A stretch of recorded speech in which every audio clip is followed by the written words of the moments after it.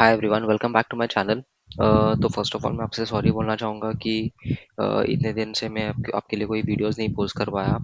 तो उसका एक रीज़न ये था कि मेरा जो लैपटॉप है वो उसमें थोड़ा प्रॉब्लम्स था, रिकॉर्डिंग हो नहीं रहा था प्रॉपर से। तो इसलिए मैंने वो रिपेयर के लिए दिया था। एंड 2-3 दिन पहले ही मुझे मेरा लैपटॉप मिला है, तो मैं सब वो R&D कर रहा था, मेरा डेटा चेक कर रहा था कि प्रॉपर है कि नहीं। तो उसके लिए मुझे थोड़ा टाइम लगा। बट अभी से आपके लिए रेगुलर वीडियो आएंगे, आपके लिए रेगुलर स्टडीज़ आएंगे। जो लेक्चर्स मैंने आपसे डिस्कस किए थे कि ये मैं आपके लिए एक स्टडी सीरीज़ बनाऊंगा, तो मैं वही आपके लिए प्लान कर रहा हूँ एंड रेगुलरली मैं आपके साथ वो भी शेयर करूँगा। ओके। तो गए सेक्शन में हम लोग ने देखा था कि कैसे आप एक इंडिकेटर से आपका ट्रेडिंग जर्नी प्लान कर सकते हैं, किस बेसिस पे आप अपने ट्रेड्स को इनिशिएट कर सकते हैं। तो जिस तरह गए आप अपने ट्रेडिंग जर्नी को प्लान कर रहे हैं, वही आप एक इंडिकेटर्स द्वारा कैसे उसे अपने पॉइंट ऑफ पर्सपेक्टिव से आप ग्रो कर सकते हैं। ओके। तो ये आपके सामने जो लिखा है स्लाइड जो है इंडिकेटर्स, तो वो एक प्राइस एक्शन बेस्ड इंडिकेटर है जो मैं आपके साथ शेयर करूँगा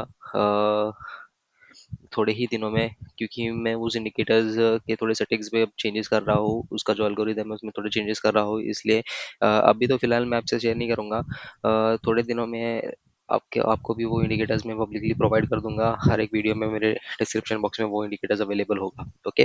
तो ये इंडिकेटर्स में क्या है मेन, पहले तो ये कैंडलस्टिक के बिहेवियर को समझता है एंड अकॉर्डिंगली वो इंडिकेटर्स प्लॉट होते हैं, उसके अकॉर्डिंग ही वो बिहेवियर को डिफाइन करता है। आपको एक फ्यूचर प्रेडिक्ट करने के एक बोलते हैं ना पावर आपके हाथ में आ जाती है कि आप प्रेडिक्ट कर सकते हो कि नेक्स्ट डे क्या होने वाला है, कैसे प्राइस को भी रिएक्ट करेगा, कहाँ पे आप ट्रेड इनिशिएट कर सकते हो, क्या लेवल्स हो सकते हैं एंड सो ऑन। ओके। तो ये आपको एक बायर जोन सेलर जोन के इंडिकेशंस भी दे देगा कि किस जोन में आपको बाइंग करना है, किस जोन में आपको सेलिंग करना है एंड कैसे आपको अपने ट्रेड्स को प्लान करना पड़ेगा। तो ये इंडिकेटर्स का बेसिकली जो बेस है वो किस बेसिस पे है, ये इंडिकेटर्स मोस्टली पिवोट फ्लोर पे काम करता है, देन एसएमएस पे काम करता है, जो अपना 20 एसएमए हो गया, 50 एसएमए हो गया एंड 200 एसएमए हो गया। तो ये मूविंग एवरेज के बेसिस पे ही आपको एक इंडिकेशन मिलेगा कि प्राइस कौन से डायरेक्शन में मूव करने वाला है, whether it will be an up trend, whether it will be a down trend और साइडवेज। जब भी साइडवेज मार्केट होता है, आपको जैसे पता है कि आउट ऑफ 10 ट्रेडिंग डेज जो 8 ट्रेडिंग सेशंस होते हैं, वो मार्केट हमेशा साइडवेज होता है एंड 1 और 2 डेज ऐसे होते हैं कि वो ट्रेंडिंग मार्केट में लेंगे। ओके, मिलेंगे। तो यही आपको ये इंडिकेटर सिखाएगा कि कौन से डेज पे आप ट्रेंडिंग प्लान कर सकते हो या कौन से डेज पे आप साइडवेज प्लान कर सकते हो। ये आपको पहले ही आपको इंडिकेटर बता देगा कि नेक्स्ट डे आपको क्या प्लान करना है। ओके। तो उसके बेसिस पे ही आप अपने ट्रेड्स को इनिशिएट कर सकते हो।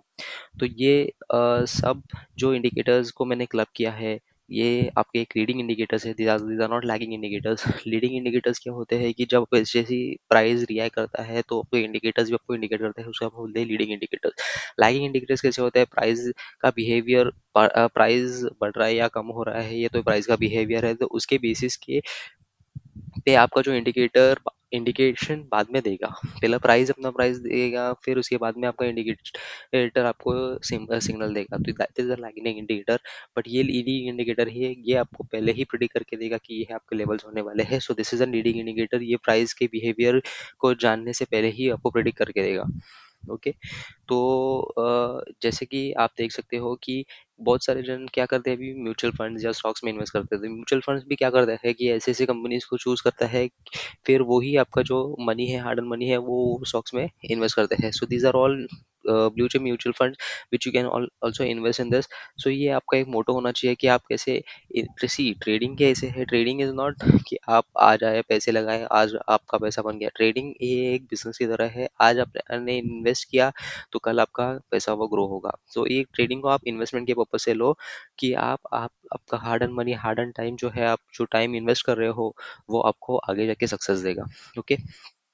सो these are some of this mutual fund जो मैं थोड़े एक सेशन में बनाऊंगा, जिसमें आपको मैं एक म्यूचुअल फंड्स का एक पूरा सीरीज दिखाऊंगा, जो से म्यूचुअल फंड्स में आपको इन्वेस्ट कर सकते हो, किस कैसे आप स्टॉक सेलेक्ट कर सकते हो, कौन से म्यूचुअल फंड में कौन से स्टॉक्स होते हैं जिनमें वो इन्वेस्ट करते हैं। Okay. What are the blue chip mutual funds which you can invest. एक सेक्शन अलग से हम लोग उस पर डिस्कस करेंगे। तो फिलहाल हम अपने सेशंस पे आते हैं कि first of all derivative trading क्या है। डेरिवेटिव सेगमेंट्स में क्या होता है, एसेट्स होते हैं। एसेट मीन मतलब स्टॉक्स आता है, उसका आपका कमोडिटी सेशन आता है, आपका इंडेक्स सेशन आता है। तो स्टॉक्स में क्या है, जो निफ्टी 50 बोलते हैं, तो निफ्टी 50 में 50 स्टॉक्स होते हैं। ओके, तो वो 50 स्टॉक्स की टॉप बड़े कंपनीज है, तो वो बेसिस पे ही आपको अपने ट्रेड्स को प्लान करते हैं। ओके, इंडेक्स इज व्हाट, जो आपका, जैसे आपका निफ्टी 50 है, तो निफ्टी 50 एक मेरा इंडेक्स है, तो इंडेक्स के अंदर मेरा टॉप 50 कंपनीज है, तो ये आपको एक इंडेक्स बेस्ड ट्रेडिंग हो गया। तो नेक्स्ट है आपका कमोडिटीज। कमोडिटी सेशन में क्या होता है कि आपका जो ट्रांजेक्शन्स होते हैं into Indian rupees, foreign currencies, तो ये सब आपकी कमोडिटी सेशंस में आते हैं। Okay, so these are the assets which comes under derivative trading. तो एसेट्स के बाद क्या होता है, डेरिवेटिव कॉन्ट्रैक्ट होता है। डेरिवेटिव कॉन्ट्रैक्ट मतलब आपका फ्यूचर कॉन्ट्रैक्ट होता है, एंड आपका एक एक ऑप्शन कॉन्ट्रैक्ट होता है। फ्यूचर कॉन्ट्रैक्ट से क्या होता है कि आप प्रेडिक्ट करो कि प्राइस ऊपर जाएगा, तो दैट इज यू आप प्रेडिक्टिंग फ्यूचर।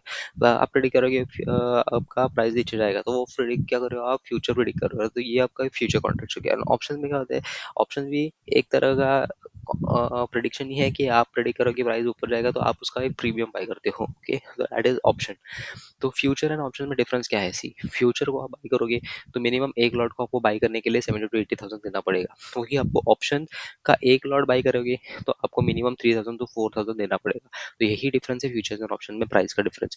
क्योंकि ऑप्शन में आप प्रीमियम बाई कर रहे हो, फ्यूचर्स में आप पूरा उसका वैल्यू बाई कर रहे हो। ओके, फ्यूचर्स को बाई करो, सेल करो, आपको 80 to 85,000 रुपीज एक लॉट के लिए चाहिए रहेगा। तो futures are more costly as to option. Option में क्या कर रहे हो, आप प्रीमियम ले रहे हो। तो प्रीमियम क्या होता है, अभी जैसे आप कौन सा एक टर्म प्लान ले रहे हो, मेडिक्लेम हो गया, तो आप उसका एक प्रीमियम चीज़ भरते हो मंथली या ईयरली। तो वैसे ही ऑप्शन का भी एक प्रीमियम होता है, तो वो होता है उसका एक वैल्यू। ओके, तो वो वैल्यू को आप बाई कर रहे हो। तो these are the two different concept, futures and options. Futures contract को आप बाई कर सकते हो, फ्यूचर कॉन्ट्रैक्ट को आप सेल कर सकते हो। वैसे ही ऑप्शन के दो कॉन्ट्रैक्ट से, एक कॉल बाई कर सकते हो या पुट बाई कर सकते हो। Call is for when you are predicting market will go up, तो वो टाइम पे आप कॉल बाई कर सकते हो। When you are predicting market will go down, तो आप पुट बाई कर सकते हो। तो these are two different things for futures and options. Okay,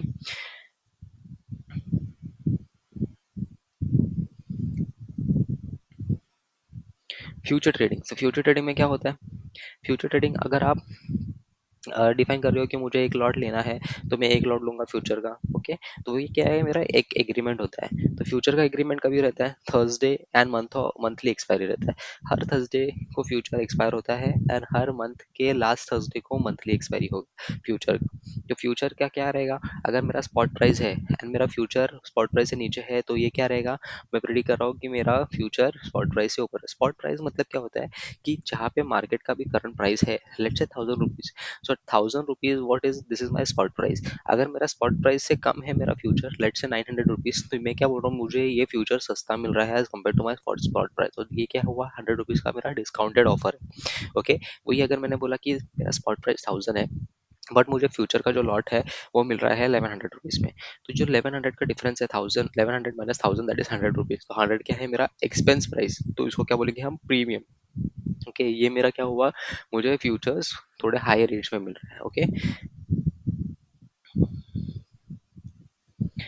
अभी बड़े बड़े इंस्टीट्यूशंस या प्लेयर्स होते हैं जो बिग प्लेयर्स मार्केट में है, तो वो क्या करते हैं, फ्यूचर्स को बाय करके रखते हैं। ओके, अगर एक मेरा स्टॉक्स है, तो स्टॉक्स में भी फ्यूचर्स होता है, स्टॉक को भी प्रेडिक्ट करते हैं कि स्टॉक्स ऊपर जाएगा या नीचे जाएगा। तो उन लोग क्या करेंगे, स्टॉक्स का मेन मोटिव होता है बड़े प्लेयर्स का कि वो इक्विटी ले।